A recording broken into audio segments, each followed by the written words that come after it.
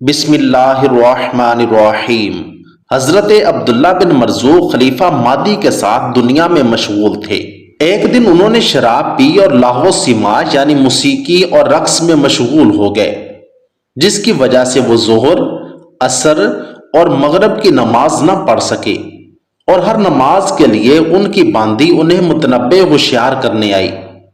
پھر جب عشاء کا وقت نکلنے لگا تو وہ ایک انگارہ لائی اور ان کے پاؤں پر رکھ دیا۔ وہ چیخ مار کر اٹھا اور کہا، یہ کیا ہے؟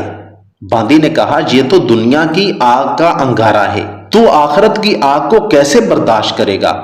عبداللہ نے جب یہ بات سنی تو بہت روئے، پھر نماز کے لیے کھڑے ہو گئے اور ان کے دل میں باندی کی بات بیٹھ گئی۔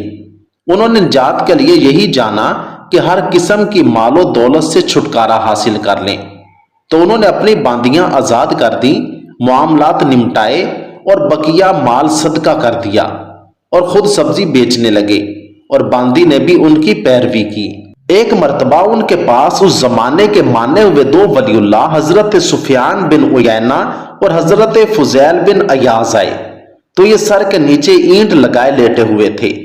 سفیان نے کہا کہ جو کوئی اللہ تعالیٰ کے لیے کوئی چیز چھوڑتا ہے تو اللہ تعالیٰ اس کا بدل اسے عطا فرماتے ہیں، اور فرمانے لگے، عبداللہ بتاؤ تمہیں اس کے عوض میں کیا ملا؟ عبداللہ نے جواب دیا کہ میری اس حالت پر مجھ کو اللہ کی رضامندی ملی ہے۔ اللہ تعالیٰ ہمیں بھی سمجھ، عمل اور سچی توبہ کی توفیق عطا فرمائے، آمین ثم آمین۔